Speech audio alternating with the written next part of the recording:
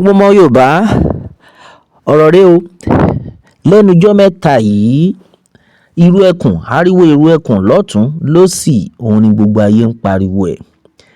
Tẹ́ ẹ bá gbàgbé láìpẹ́ yìí ni àwọn ọmọ ìpínlẹ̀ Delta wọ́n kan sára sí olóyè Sunday Igboho pé ẹjọ́ torí Ọlọ́run ẹ máa kó irú ẹkùn bọ̀ sí Delta State. Bá dẹ̀ ṣe ń sọ̀rọ̀ yìí irú ẹkùn ti wà ní Delta State o.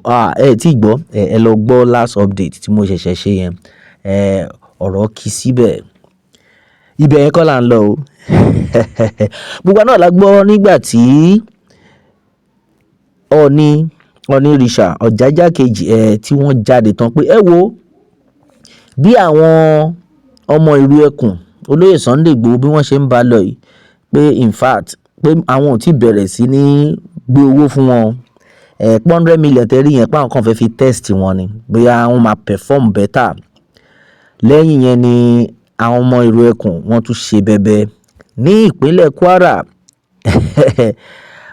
Gbogbo ayé gbọ́ ẹ̀rù bà gbogbo àwọn ọ̀tá wọ́n wò pé irú ẹkùn bó ṣe ń lọ ó máa gba gbogbo Nàìjíríà o. Ọọ̀ni of Ifẹ̀ ti ní pé bó ṣe ń lọ yìí páwọn ò sùn lórí ọ̀rọ̀ yìí páwọn máa make sure pé àwọn máa follow irú ẹkùn back to back because a fẹ́ kí òmìnira kó wà ní gbogbo ilẹ̀ Yorùbá pàápàá jùlọ ní orílẹ̀-èdè Nàìjíríà. Now bá a ṣe ń bá yín sọ̀rọ̀ yìí Ìbà Gani Adams pariwo síta o. Ìbà Gani Adams jáde pé ẹ wo bí ó ṣe ń lọ yìí pé kí olóyè Sunday Igboho kó má misunderstand òun o. Mi ì bá olóyè Sunday Igboho jà o.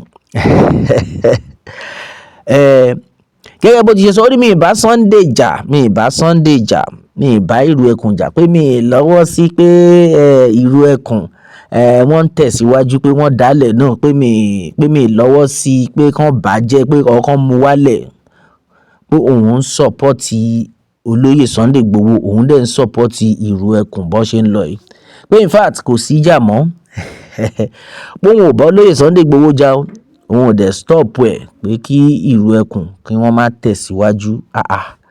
Ṣé ó ń clear ṣá ó yé yín ó ṣọ́ọ̀kì yín àbí bó ṣe ṣọ́ọ̀kì yín ló ṣe ṣọ́ọ̀kì èmi náà ó ṣọ́ọ̀kì èmi náà. Gani Adams jáde ó lóun ò bá olóyè Sunday Igboho jà. Èmi rò pé Ìbà Gani Adams gbé olóyè Sunday Igboho lọ kóòtù tó ní pé olóyè Sunday Igboho ló pa Bọ́lá Ìgè. So ìjà ti tán bẹ́ẹ̀ yẹn sìn tó sọ pé olóyè Sunday Igboho pé ó ṣe gbọ́ ṣàwò ìjà ti tán finally tó ní pé ó dìgbà tán máa fún àwọn ní ọ̀dà pé èèyàn kan ń jà anyhow bẹ́ẹ̀ yẹn èèyàn kan ń jáde ká máa pé kò ń ṣe pa máa fly drone pé láti gba àwọn èèyàn it's not by flying of drone ìyẹn ẹ ti mistake lẹ fi sọ yẹn ó ti yé wa báyìí.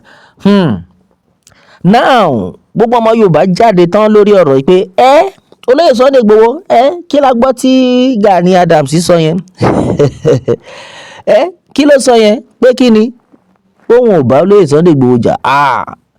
Ẹ mọ̀ pé àwọn ọmọ ìlú kẹ̀dẹ̀ rèé tí irú àwọn nǹkan báyìí bá ń lọ oríṣiríṣi la máa gbọ́ bá ṣe ń bá yín sọ̀rọ̀ yìí gbogbo àwọn ọmọ ìlú ọmọ Yorùbá wọ́n ti sọ òótọ́ inú bẹ́ẹ̀ o.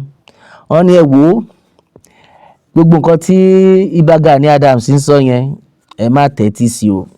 Wọ́n fún olóyè Sunday Igboho ní advice tó lágbára. In fact èèyàn kan tẹ̀ kọ́kọ́ jáde ẹni yẹn tó kọ́kọ́ jáde ó ní ẹ wò ó ṣé kí n sọ òótọ́ ọbẹ̀ fún yín ó ní ṣé ti rí bí Gani Adams ṣe ń pariwo pé òun ò bá Sunday Igboho jà òun ò ní kán má dá ìrù ẹkùn lẹ̀ pé irọ́ ni o pé ó ti rí i pé kò sọ́nà mọ́ fóun. All eyes are now on Sunday Igboho. Ìwọ gẹ̀dẹ̀rẹ́ ìwọ ní Ààrẹ Ọ̀nà Kakanfò wọn kò máa sẹ́ni tó fún ẹ 100 million kí ló tó fi jẹ́ pé olóyè Sunday Igboho lọ́wọ́ fún kò máa dẹ̀ sẹ́ni tó máa gbé lọ́ọ̀sì fún ẹ ìwọ because ó ní pé ìwọ ń dúró de lẹ́tà ó ń dúró de ọ̀dà kó tó tẹ̀síwájú ẹni tí ò dẹ̀ dúró de ọ̀dà báyìí kọ́ ó ti gba owó ó ti gba 100 million ó dẹ̀ tuntun gba ayé lọ́ọ̀sì ṣábẹ́ ni o ṣe mo iye tó ń ta ayé lọ́ọ̀sì sá ṣe mo iye tó ń ta kò ń ṣe àwọn ọ̀rọ̀ 100 million. Àwọn in-laws 100 million wà, but in-laws tó ń rà kò ń ṣe àwọn in-laws 100 million lílé yìí o. Àwọn tear rubber from the latest product ni o. In case tẹ́ bá ti gbọ́, 2026 ni o. In-laws tó produce in 2026. Ibẹ̀ yẹn kọ́ là ń lọ. Now ọ̀pọ̀lọpọ̀ àwọn èèyàn jáde pé ẹ wo, ẹ má jẹ́ kí olóyè Sunday Igboho kó lọ rẹpẹtẹ o.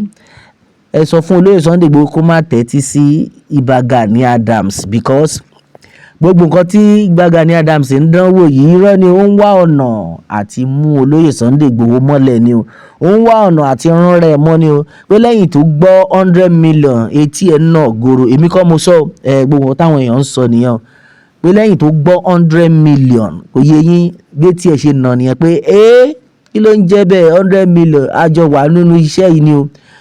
Now ibi tí ó wá ya ọ̀pọ̀lọpọ̀ àwọn èèyàn lẹ́nu ni wípé Ìbà Gani Adams ní pé ojú ọ̀run ó tó ẹyẹ fò láì farakanra. Eléyìí tó túmọ̀ sí wípé bí irú ẹkùn ṣe wà yẹn pé another pé I need more security network láti ṣiṣẹ́.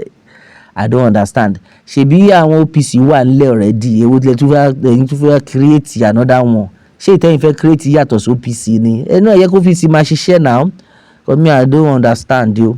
Kò wá fẹ́ yé mi mọ́ báyìí o. Èwo tún ni more security network ń bọ̀. OPC wà ńbẹ̀. A ní àwọn Àmọ̀tẹ́kùn wọ́n wà ńbẹ̀. Ẹ gbójú ti àwọn tó ti wà ńlẹ̀ náà. Ẹ gbárùkù tì náà. Because kò wá fẹ́ yé mi o. Mi ò bá olóyè Sunday Igboho jà mọ́. Mi wà against irú ẹkùn. Kò sẹ́ni tó lè wà against nǹkan tí Elédùmarè ti fọwọ́ sí. Ọ̀pọ̀lọpọ̀ àwọn èèyàn pariwo sí ẹ wo 100 million yẹn ni ó dàbí ó wà lójú máa yìí o. Nǹkan táwọn èèyàn ń sọ nìyẹn. Mo ò bá olóyè Sunday Igboho jà mọ́. Látijọ́ yìí ẹ máa sọ̀rọ̀, ẹ dẹ̀ wá gbọ́ 100 million sìn, ẹ wá fẹ́ sáré reconcile. Ẹ jọ̀ọ́ o. Olóyè Sunday Igboho gẹ́gẹ́ bí àwọn èèyàn ṣe ń pariwo pé ẹ wà very careful pẹ̀lú máa yẹn. Ẹ wò ẹ ṣáà mọ̀ bóyá ń lọ. Máa yẹn ló gbé yín lọ court last time o. Ó fẹ́ kàn jẹ́lì yín ni tí ó bá ṣọwọ́ Ọlọ́run. Ó fẹ́ kàn tẹ̀ pa yín dànù ni bí kí ló ń pè irú nǹkan tó ń ṣe fún Nnamdi Kanu ló fẹ́ kàn ṣe fún yín o. Kí èèyàn tó lè sọ pé èèyàn kan ló pa èèyàn kan, ẹni tó bá pa èèyàn ẹ mọ̀ pé pípa ló máa pa. So ẹ wá yá sìn, ẹ ti gbọ́ ìró 100 million.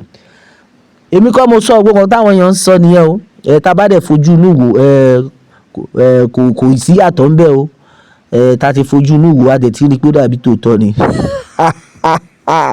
Ọmọ Yorùbá mẹ́wàá ń ṣẹlẹ̀ ń jú níyàn. Kí ni èrò yín lórí ọ̀rọ̀ yìí? Ẹ jẹ́ ń gbọ́ comment yín lórí comment section. Ẹ má dẹ̀ gbàgbé láti tẹ̀lé Pilado World fún àwọn ìtúpalẹ̀ míì. Ó tún dọjọ́ míì. Ọjọ́ rẹ̀ ó dàbọ̀.